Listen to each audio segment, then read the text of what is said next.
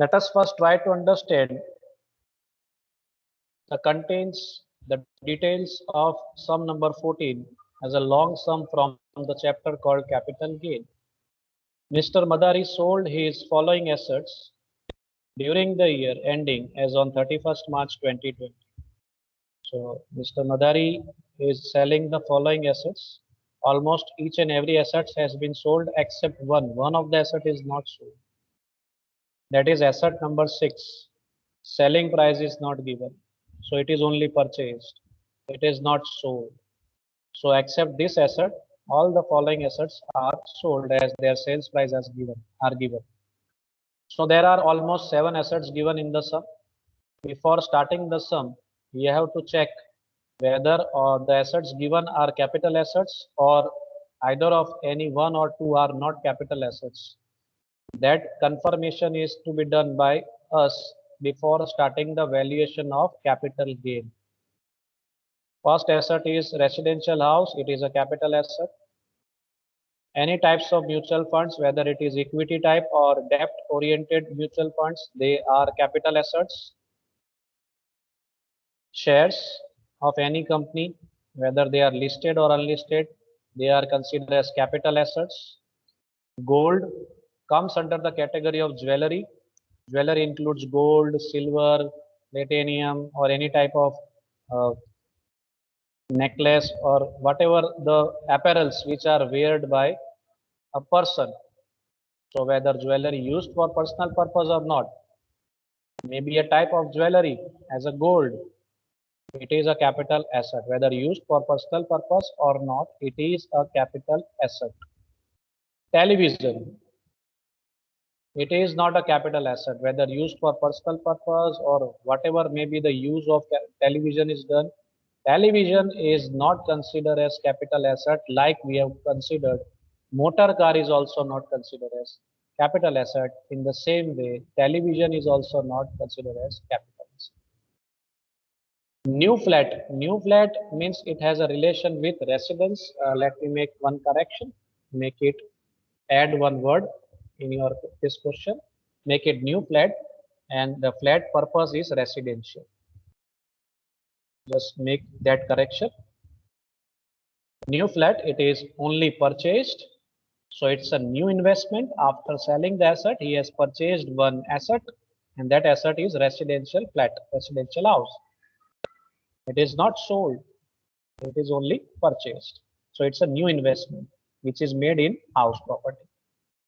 7. Ex limited debentures. Debentures, whether listed or unlisted, are treated as capital assets. So out of these 7 assets, how many assets I am supposed to take them for the valuation purpose? In 7 asset में से मैं कितनी asset statement में लूंगा, ये मुझे समझ में आना चाहिए, तो मेरा सम स्टार्ट होगा. तो पहली 4 तो हमने देख ही ली कि कैपिटल एसेट है. 5th नहीं है, टेलीविजन को कैपिटल एसेट नहीं माना गया है. न्यू फ्लैट रेसिडेंशियल पर्पस जो है sir, new flat residential purpose ये बेचा नहीं, सिर्फ खरीदा है, तो स्टेटमेंट में यहाँ नहीं आएगा. ऊपर जो भी चीजें बेची है, सोल्ड है, वो यहाँ आएगी. वो स्टेटमेंट सिर्फ खरीदी है, वहां नहीं, वो यहाँ नहीं स्टेटमेंट, वो जाएगा एग्जम्पशन में. अगर सारी कंडीशंस टैली होती है, सिर्फ परचेज्ड है, वो जाएगा एग्जम्पशन में. एक्स लिमिटेड डिबेंचर्स, तो ये डिबेंचर्स भी सर कैपिटल एसेट है. इसके साथ साथ हमें टेबल में क्या दिया है, सेल्स डेट दिए, सेल्स प्राइस दिए, परचेज डेट दिए, परचेज प्राइस दिए, ट्रांसफर चार्जेस दिए. Transfer charges as a related sales price, उसमें से डिडक्ट होके हमें जो मिलेगा वो नेट कंसिडरेशन. नीचे एक्स्ट्रा और इंफॉर्मेशन दिए, देखते हैं. He had incurred ₹1,30,000 in the year 2004-5 for additional construction need.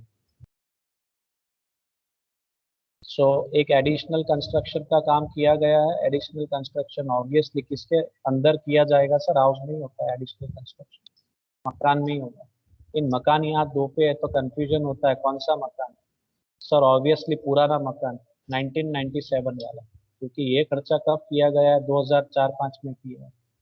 1997 वाला ही मकान है सर, न्यू हो भी नहीं सकता है, क्योंकि कब खरीदा गया है.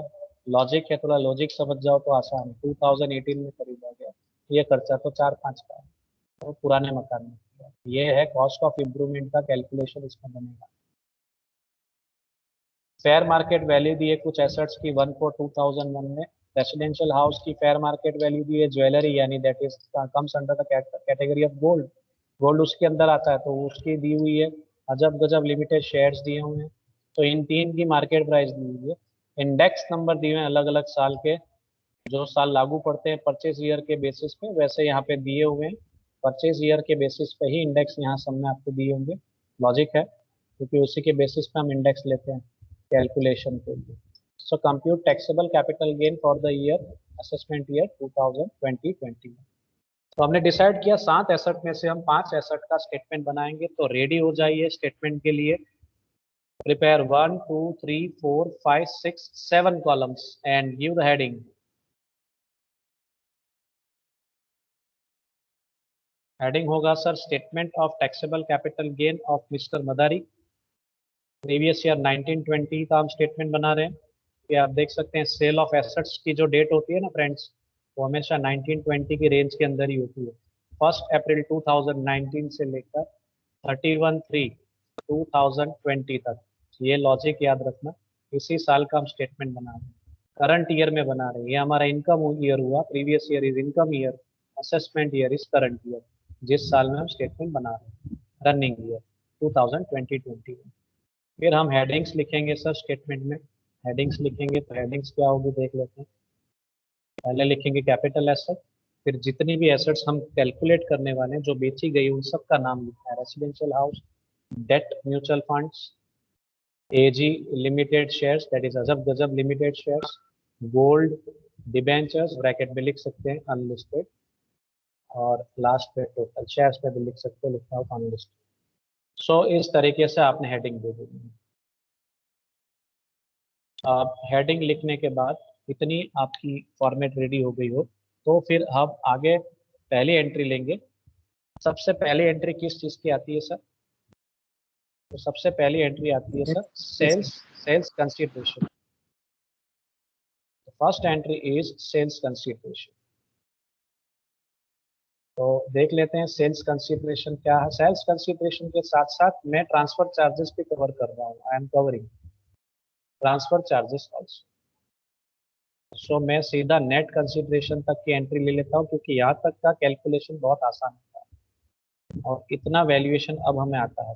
We know how to calculate till net consideration easily.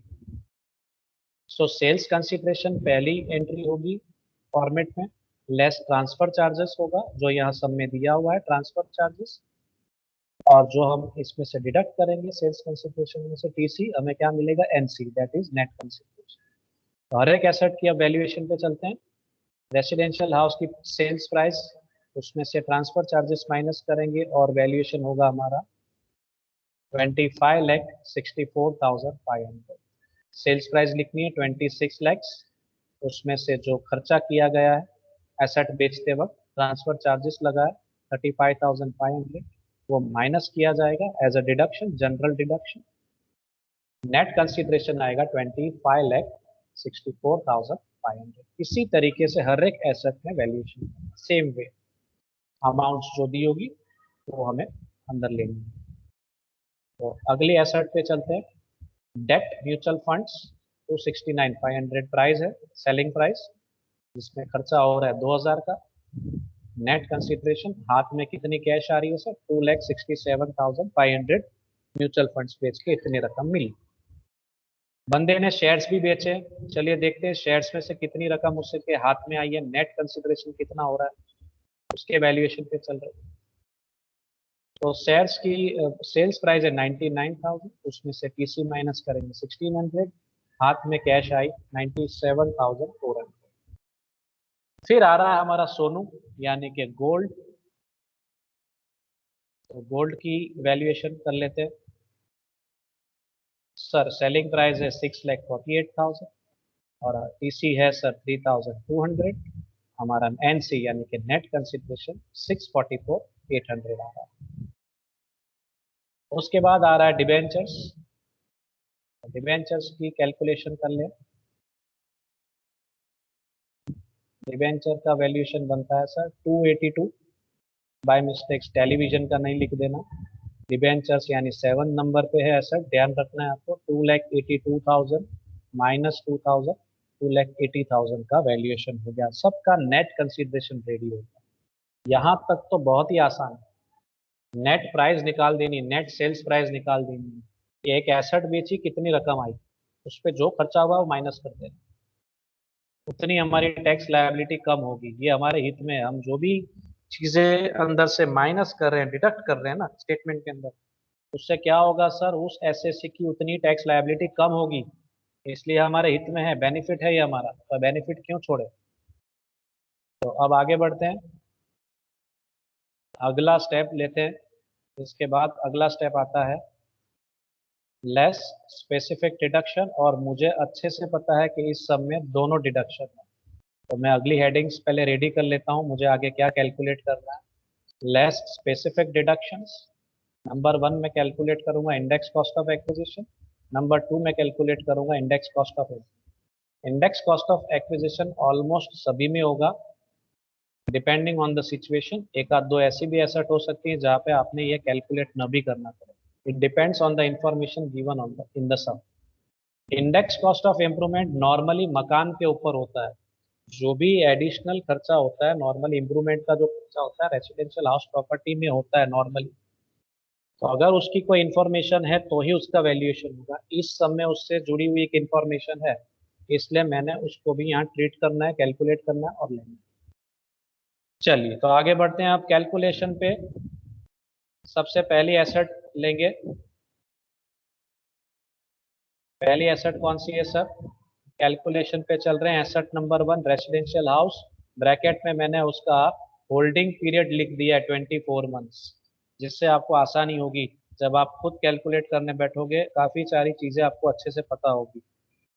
चलिए इसके अंदर चलते हैं वैल्यूएशन पे, लेकिन वैल्यूएशन से पहले एक चीज़ हमें चेक करनी है कि एसेट कब परचेज की गई थी। क्या ये एसेट 1/4/2001 से पहले की परचेज है। यस सर, ये एसेट यस सर। 1/4/2001 से पहले की परचेज है। तो 1/4/2001 से पहले की परचेज है, और अगर मार्केट प्राइस सब में दी हो तो हमें इसका कंपैरिजन करना है as per rules. Index cost of acquisition के अंदर एक रूल है, रूल ये है कि if the asset is purchased before 1/4/2001, if the asset is purchased before 1/4/2001, then you are supposed to make the comparison of its purchase price with market price. Whichever is higher will be taken for the calculation of index cost of acquisition.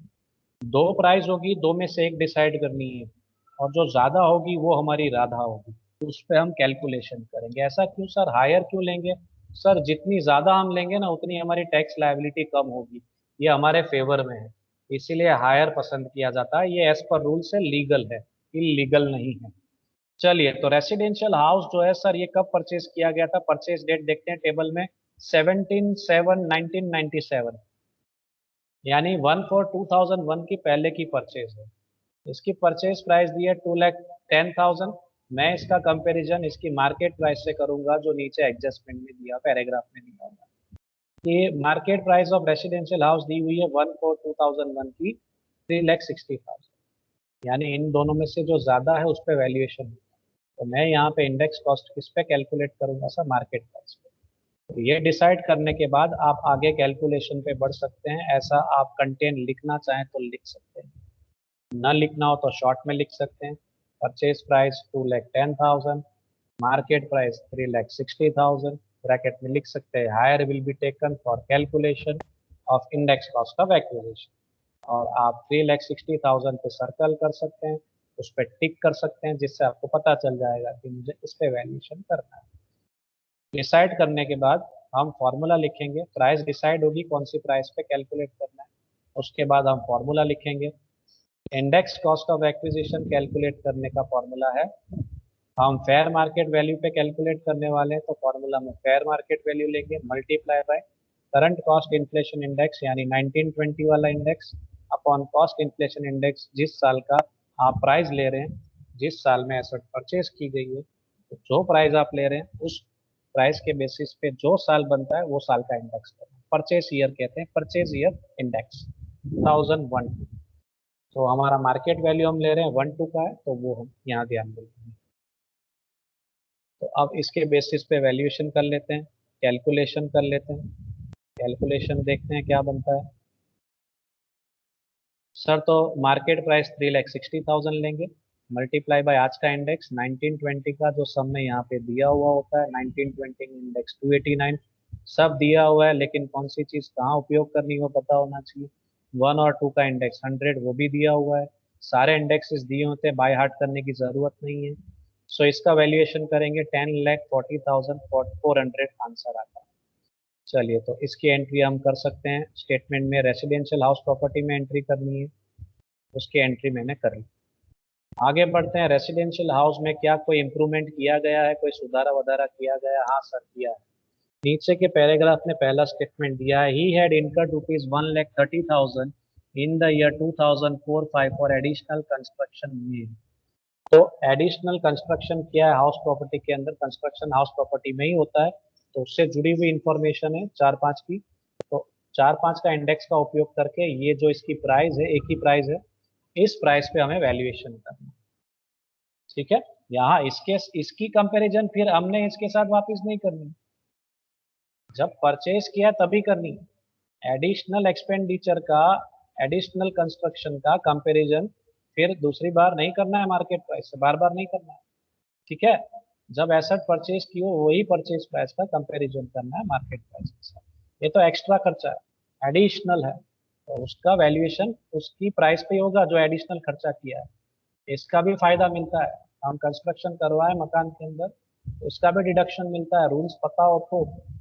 Index cost of improvement की formula, cost of improvement multiply by current cost inflation index, that is 1920 वाला। हमारा current जो भी inflation index हम use कर रहे हो, जिस साल का स्टेटमेंट बना रहे हो उस साल का इंडेक्स यूज होता है, 1920 का स्टेटमेंट बना रहे हो उसी का इंडेक्स यूज होता है। Cost inflation index for the year 2004-5 में हमने इम्प्रूवमेंट किया था, तो 4-5 का इंडेक्स यहाँ पे। चलिए कैलकुलेशन पे चलते हैं, कैसे क्या वैल्यू बनेगी। 1,30,000 यूज करेंगे, हमारा कॉस्ट ऑफ इम्प्रूवमेंट यही है, एडिशनल खर्चा ये किया था। 289 हमारा ऊपर का इंडेक्स फिक्स है, 1920 का फिक्स है, 4-5 का इंडेक्स हमें दिया हुआ है 113, आप देख सकते हैं। तो 113 इसके हिसाब से वैल्यूएशन होता है 232,478, 3,32,478 की मैं एंट्री ले सकता हूँ। सो मेरे फर्स्ट हाउस प्रॉपर्टी का वैल्यूएशन, डिडक्शन का वैल्यूएशन कंप्लीट हुआ। अब मैं दूसरी एसेट के पास जाऊंगा, डेट म्यूचुअल फंड्स की वैल्यूएशन। चलते हैं एसेट नंबर 2 के पास और स्ट्रेट फॉरवर्ड फॉर्मूला के साथ रेडी हो जाते हैं। एसेट नंबर 2 लिखेंगे, units of debt mutual funds जिसका होल्डिंग पीरियड होता है 36 मंथ्स, डेट स्वरूप का है तो 36 मंथ्स का होल्डिंग पीरियड होता है। चलिए इसका फॉर्मूला पहले फ्रेम कर लेते हैं, index cost of acquisition. Formula sir यहाँ पे पहले मुझे फिर से प्राइस कंपैरिजन करना होगा, अगर मार्केट प्राइस दी हो तो। दूसरे मकान सॉरी दूसरी एसेट की बात करें म्यूचुअल फंड्स, उसके नीचे मार्केट प्राइस, म्यूचुअल फंड्स की कोई मार्केट प्राइस नीचे नहीं है। मैंने यहाँ जो स्पेशल सिंबल यूज किया है उनकी मार्केट प्राइस नीचे दी हुई है। मैंने यहाँ स्पेशल सिंबल इसलिए यूज किया कि मुझे पता चले, आपको एग्जाम में ऐसे सिंबल्स नहीं मिलने वाले, आपको समझ में आना चाहिए किसकी मार्केट प्राइस दी है, कंपैरिजन करना है नहीं करना है, ये सब आपको ध्यान रखना। मुझे तो यहाँ पता है कि इसकी मार्केट प्राइस नहीं दी हुई, तो मैं स्ट्रेट फॉरवर्ड इसकी जो परचेज प्राइस है, क्या परचेज प्राइस है, 1,08,800 पे वैल्यूएशन करने वाला हूँ। दूसरी कोई प्राइस है ही नहीं, कंपैरिजन की बात बनती ही नहीं। तो स्ट्रेट फॉरवर्ड ओरिजिनल कॉस्ट यानी कि परचेज प्राइस फॉर्मूला में रखूंगा, मल्टीप्लाई बाय बाकी सिमिलर ट्रांजेक्शन रहेगा, करंट कॉस्ट इंडेक्स अपॉन 6-7 का इंडेक्स यूज करेंगे। कैसे 6-7 डिसाइड किया, उसकी परचेज डेट के बेसिस 1/9/2006, तो मेरा प्रीवियस ईयर, यहाँ का प्रीवियस ईयर बनता है 6-7 और 6-7 का इंडेक्स दिया हुआ है 122, वो मैं यूज करूंगा। चलिए वैल्यूएशन देखते हैं कैसे करना है, क्या आएगा। So 1,08,800 multiplied by 289 upon 122. So 257 731 value आएगी। इसकी एंट्री ले लेते हैं। एंट्री कर लेते हैं इसकी 2,57,731 इसकी इंडेक्स कॉस्ट ऑफ एक्विजिशन हुई डेप्ट म्यूचुअल। अब इसमें कोई ऐसी एडिशनल इंफॉर्मेशन नहीं है कि कॉस्ट ऑफ इम्प्रूवमेंट है, और ज़्यादातर मैंने आपको कहा ना रेसिडेंशियल हाउस से ही जुड़ा हुआ है ये जो सेकंड डिडक्शन है, specially as a relation with house property में, तो यहाँ पे डैश कर दो। आगे बढ़ते हैं, तीसरी एसेट को लेते हैं ध्यान में, उसके वैल्यूएशन पे चलते हैं। तीसरी एसेट हेडिंग दे देते हैं पहले, एसेट नंबर 3 अजब गजब लिमिटेड शेयर्स, अनलिस्टेड ब्रैकेट में लिख सकते हैं, और अगर अनलिस्टेड शेयर्स हो तो होल्डिंग पीरियड 24 मंथ्स होता है, लिस्टेड हो तो 12 मंथ्स होता है। बेसिक्स याद होने चाहिए तो आप इजीली कैलकुलेट कर पाएंगे।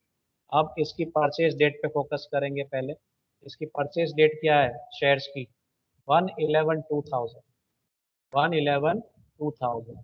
क्या इसकी मार्केट प्राइस दी हुई है? हाँ सर दी हुई, इसकी मार्केट प्राइस दी है। हाँ सर, अजब गजब शेयर्स की मार्केट प्राइस 42,000। अच्छा, एसेट 1 for 2001 से पहले की परचेज है। हाँ सर 2000 है, ओके, और ये 2001 की प्राइस है, ओके। तो यहाँ कंपैरिजन बनता है, here the asset is purchase before 1 for 2001। तो आपने क्या करना होगा, purchase price will be compared with market price, whichever is higher will be taken.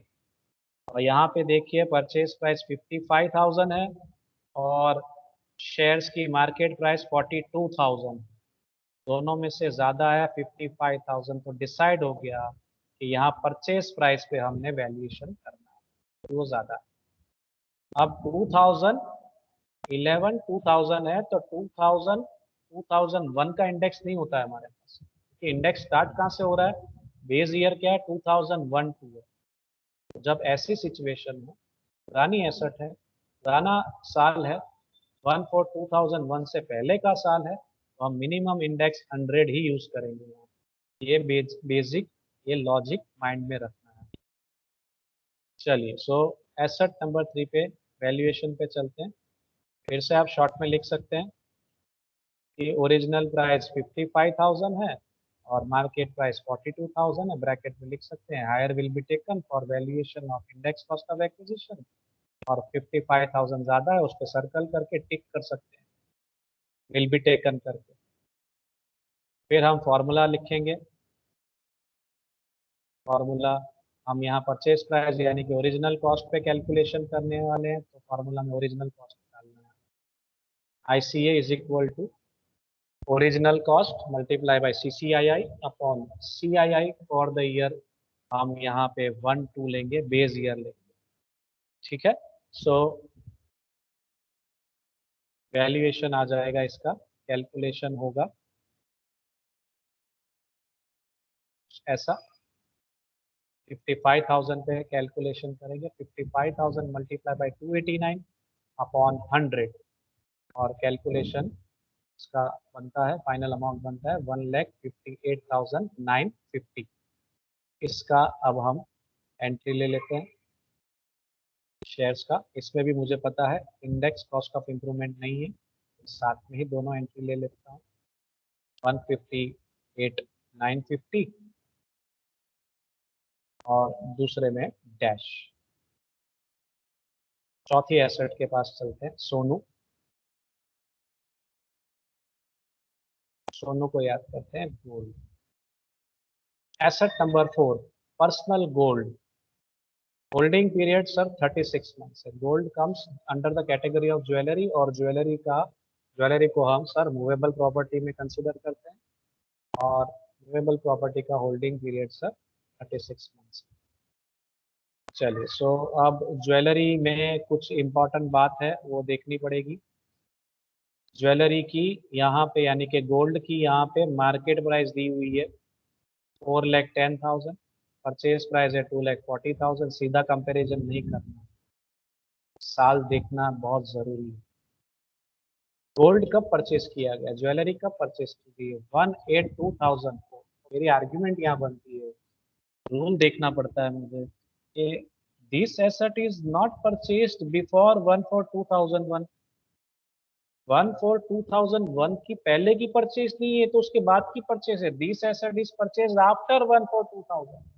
तो रूल क्या कहता है sir, if the asset is purchased after 1/4/2001 you are not supposed to compare its purchase price with market price।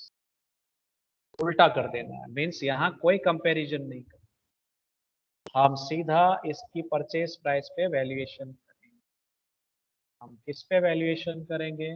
Straight forward purchase price पे valuation. Student क्या mistake करेंगे? Dates पे focus नहीं होगा उसका, उसका फोकस किस पे होगा? प्राइस पे ही होगा। सीधे देखिएगा परचेज प्राइस दी है, आधी है, मार्केट प्राइस दी है, आधी है। चलिए जो ज्यादा है वो हमारी राधा है, सर तो ऐसा बोलता रहता है, लेकिन डेट्स भी देखना है, डेट्स इंपॉर्टेंट है। वो तो 4,10,000 पे एटी केटी ले आएगा, लेकिन हमें एटी केटी नहीं लानी है, हमें ध्यान रखना है 1/4/2001 से पहले की परचेज हो तो ही फ्रेंड्स हमें कंपैरिजन करना है। इस सिचुएशन में हमें कंपैरिजन करना ही नहीं। तो हम कौन सी वैल्यू पे कैलकुलेशन करेंगे? 2,40,000 पे calculation. So let's have it's valuation now. Asset number 4 पे चलते हैं। हेडिंग तो दे ही दी है, कुछ नोट्स है, इसके भी नोट्स आप चाहे तो लिख सकते हैं, मैंने चर्चा की अभी आपसे। इन case of jewellery was purchased after 1/4/2001, so no comparison must be made with fair market value. Therefore, ICA will be calculated on original price, original cost, that is on 2,40,000। मैंने तो नोट लिखी है, आप चाहे तो लिख सकते हैं। चलिए तो अब चलते हैं सर, फॉर्मूला डालेंगे। हमारा formula ICA is equal to original cost. हम ओरिजिनल कॉस्ट पे वैल्यूएशन करने वाले हैं, तो ओरिजिनल कॉस्ट लिखेंगे यहाँ पे, मल्टीप्लाई बाय, कॉमन है चीजें, current cost inflation index upon cost inflation index for the year 2004-5। कौन से साल में ये परचेज किया गया है गोल्ड? 1/8/2004, यानी 4/5, अगस्त 4 है तो 4/5 का इंडेक्स यानी 113 यूज करेंगे, 113। तो इसका वैल्यूएशन ले लेते हैं। Valuation is 2,40,000 multiply by 289 upon 113, 240 पे कैलकुलेशन होगा, 3,613,805 आंसर आएगा इंडेक्स कॉस्ट ऑफ एक्विजिशन का अमाउंट। इसकी भी एंट्री कर लेते हैं। मुझे यहाँ पे भी पता है कि इंडेक्स कॉस्ट ऑफ इम्प्रूवमेंट किस एसेट के लिए नहीं है, उसकी एंट्री यहाँ इस तरीके से ले जाएंगे। अब कुछ स्पेशल नोट्स हैं इस सम के, जो एक्चुअली मुझे आपको स्टार्टिंग में लिखवा लेने चाहिए थे, लेकिन रह गए, कोई बात नहीं। मैंने अंत में यहाँ पहले लिख लीजिए, अंत में लिख लीजिए, आपको रूल्स पता होने चाहिए, कोई दिक्कत नहीं। आप लिखो नहीं लिखो आप पे डिपेंड करता है। मैंने लिखे हैं क्योंकि आपको पता चलना चाहिए कि सर यहाँ इंडेक्स यूज किया, यहाँ क्यों इंडेक्स यूज नहीं किया, टेलीविजन को क्यों कैलकुलेट नहीं किया, उसकी क्वेरी बाद में आती है। तो मैंने यहाँ दो नोट्स बना दिए हैं आपके लिए। ये नोट नंबर 1 है, तो डिबेंचर के ऊपर है, क्योंकि कितनों को जल्दी होती है, उन्होंने डिबेंचर कैलकुलेट करके रख दिया। रूल्स पता नहीं है हमें, तो रूल्स पहले समझना होता है, थियरी पढ़ी नहीं है हमने अच्छे से, तो ये पता होगा तो आसान होगा। रूल नोट नंबर 1 देखिए। In case of non government debentures, whether listed और non listed, it is never valued as per inflation index cost, but it is valued directly on the actual cost, or we can say purchase price। दूसरा note देख लेते हैं। इन case of television, it is not considered as a capital asset, profit or loss on its sales is not considered as capital gain। तो हमने ये तो पहले ही चर्चा कर ली है कि टेलीविजन जो है कैपिटल एसेट मानी नहीं जाती है, उसको हम उसका वैल्यूएशन करना ही नहीं है, हमें आउट ऑफ कवरेज एरिया ही हम समझ लीजिए। और पहला नोट ये कह रहा है कि डिबेंचर्स सिर्फ गवर्नमेंट डिबेंचर्स हो, फिर वो लिस्टेड हो या अनलिस्टेड, सिर्फ गवर्नमेंट हो तो इंडेक्स का उपयोग करना है, फायदा मिलेगा। लेकिन अगर नॉन गवर्नमेंट डिबेंचर्स हो, फिर लिस्टेड हो अनलिस्टेड हो, डजेंट मैटर, वहां इन्फ्लेशन इंडेक्स का बेनिफिट नहीं मिलता है। आपने सीधे सीधे परचेज प्राइस पे वैल्यूएशन करनी है, तो रूल्स पता होने चाहिए।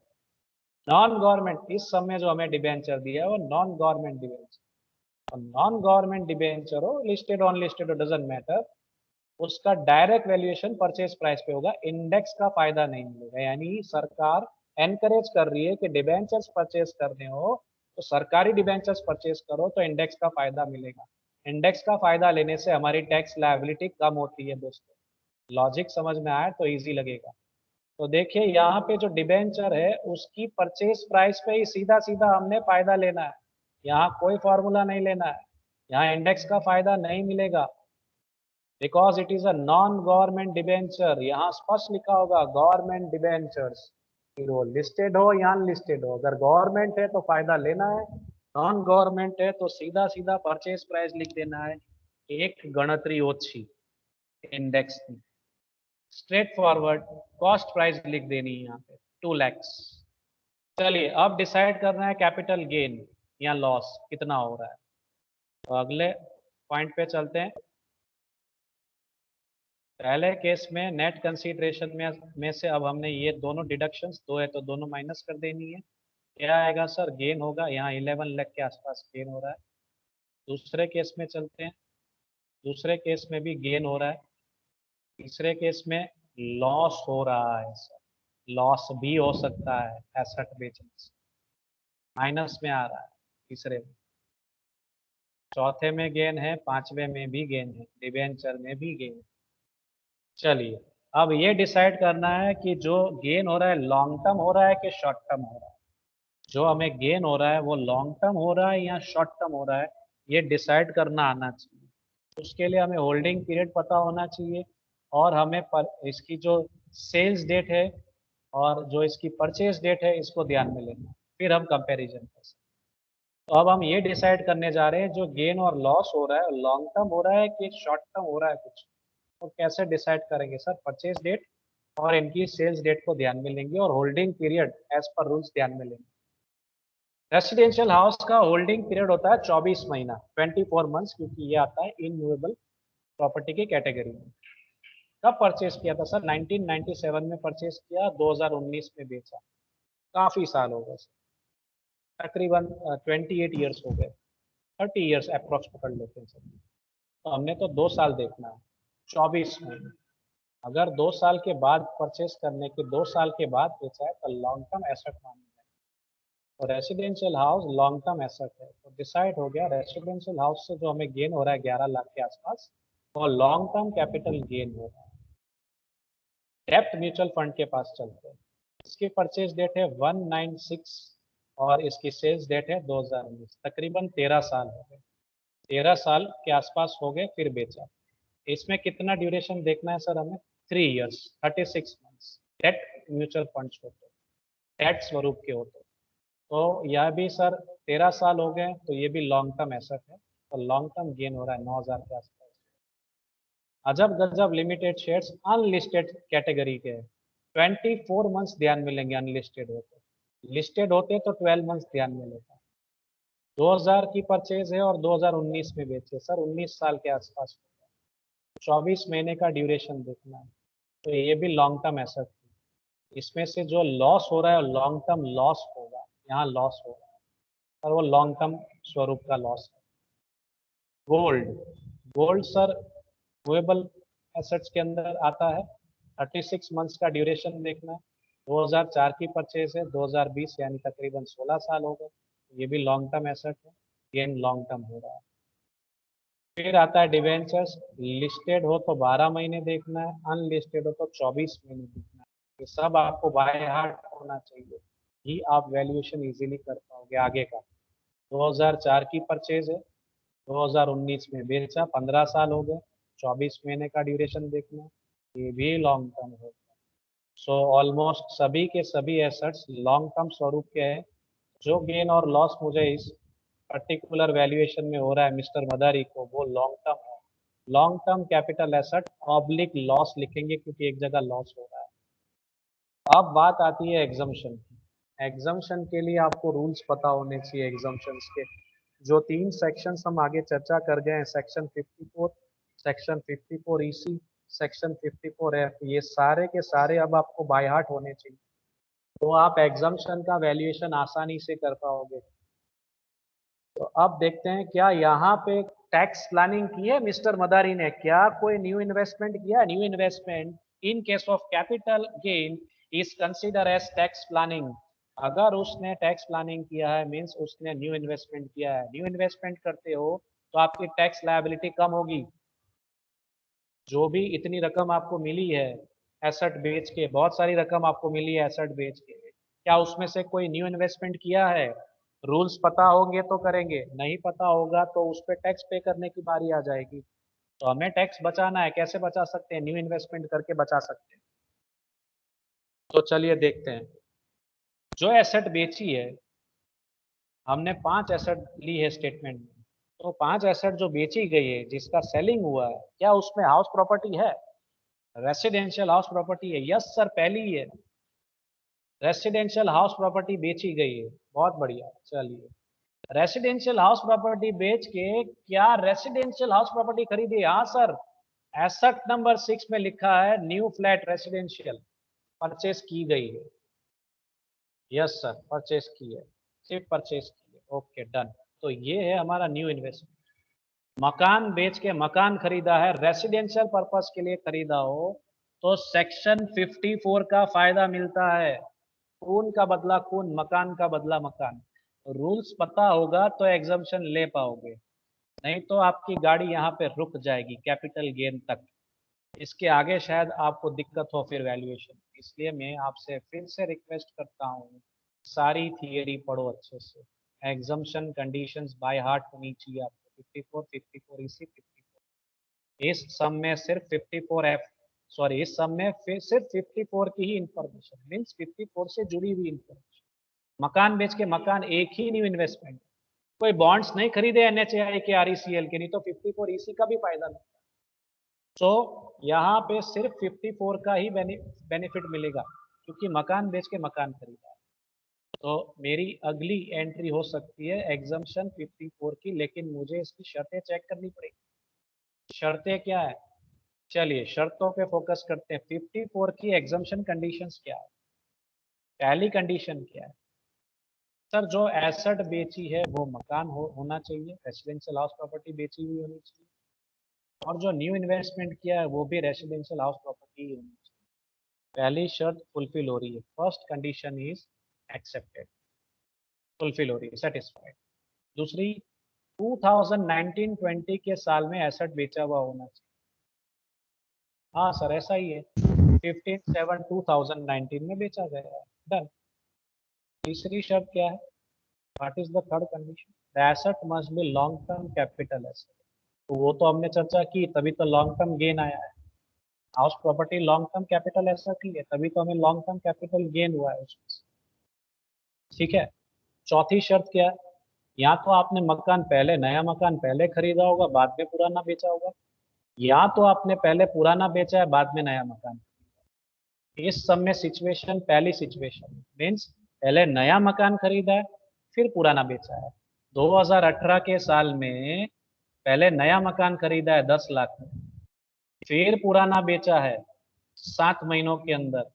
अगर ये ट्रांजैक्शन होते हैं, पहले नया मकान खरीदते हैं बाद में पुराना बेचते हैं, तो ये 1 साल में होना चाहिए। अगर हम दूसरा ऑप्शन यूज करते हैं, दूसरा ऑप्शन क्या है? पहले पुराना मकान बेचते हैं फिर नया परचेज करते हैं, after selling old we purchase new, वहाँ 2 साल का एग्जाम्पशन, 2 साल के अंदर आप परचेज कर सकते हैं। दूसरा वाला ऑप्शन हमारे लिए ज्यादा अच्छा है, 2 साल तक हम सोच सकते हैं प्रॉपर्टी खरीदनी है नहीं खरीदनी है, नए मकान में पैसे डालने हैं नहीं डालने, हमारे पास ज्यादा समय है प्लानिंग करना। लेकिन जनाब ने पहले ही नया परचेस कर लिया है, लेकिन वो 1 साल के अंदर हो चुका है सर, 7 महीने के अंदर हो चुका है, तो ये चौथी शर्त भी फुलफिल हो रही है। तो ये 4 बेसिक कंडीशन अगर टैली हो रही है और ये मकान नहीं बेचा है, तो हम जो नया मकान है वो भी नहीं बेचा है, तो हम इसका फायदा ले सकते हैं। अब मैं एंट्री पे चलूंगा, सारी शर्तें फुलफिल हो रही है सेक्शन 54 के हिसाब से मैं एंट्री लूंगा। लेस एग्जम्पशन अंडर सेक्शन 54 और एग्जम्पशन की रकम लूंगा। रकम कितनी है? 10 लाख रुपए का इन्वेस्टमेंट। गेन 11 लाख के आसपास है, आपने इन्वेस्टमेंट 10 लाख का किया है, तो थोड़ा सा कम किया है, कोई प्रॉब्लम नहीं, कम किया तो कोई गुनाह नहीं किया है। 10 लाख तक की मैं रकम यहाँ पे एग्जाम्पशन। मान लीजिए 12 लाख होता तो मैं यहाँ 12 लाख लिखता और यहाँ नील नील मैं नील रकम लिखता। माइनस में रकम एग्जाम्पशन के बाद नहीं लेनी है, खास ध्यान। बाकी सब में क्या होगा? बाकी सब की सिचुएशन क्या होगी? बाकी सब में मिलेगा ठेंगा, क्योंकि और कोई न्यू इन्वेस्टमेंट नहीं है, उन सब में हमें डैश लिखना है। ये कंबाइंड स्टेटमेंट में, कॉम्प्रिहेंसिव स्टेटमेंट में कौन सी एंट्री कहाँ लिखनी है, कैसे लिखनी है, ये चैलेंजिंग टास्क है। 10 लाख का जो फायदा मकान में से लेना है, 54 is related only with residential house property, वहीं फायदा लेना है, दूसरे में नहीं लेना है। और 10 लाख यहाँ पूरा पूरा यूज हो चुका है। अब आगे बढ़ते हैं, फाइनल आंसर पे चलते हैं। फाइनल आंसर क्या होगा? चलिए फाइनल आंसर्स पे चलते हैं। फाइनल आंसर देख लेते हैं अब। Taxable long term capital gain, पहले मकान में पहला जो एसेट है मकान, उसमें 1,91,622 हो जाएगा एग्जम्पशन की रकम माइनस करने के बाद। बाकी सारी रकम एज इट इज ही रहने वाली है, उन सब पे लगेगा टैक्स। लेकिन हाँ, एक रकम माइनस में है, उसका क्या? तो सर वो सेट ऑफ हो सकता है, हम उसको सेट कर सकते हैं। कैसे सेट कर सकते हैं sir? Long term capital loss, long term capital loss can be set of from long term capital gain. ठीक है, तो 191 और बाकी की जितनी भी चार पॉजिटिव अमाउंट है, गेन है, उन सबको प्लस कर सकते हैं, उसमें से ये लॉस हम माइनस कर सकते हैं, उतनी टैक्स लायबिलिटी हमारी कम हो जाएगी। फाइनल आंसर आएगा 2,50,836। तो इस तरीके से आपने वैल्यूएशन दिखाना है of house property, sorry of capital assets. इस तरीके से फाइनल वैल्यूएशन होता है।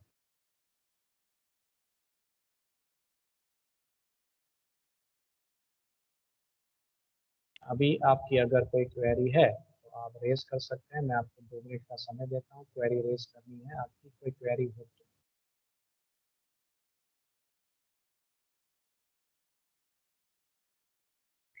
या आप चैट बॉक्स में भी चाहे तो टाइप कर सकते हैं, आपकी कोई क्वेरी आपको टाइप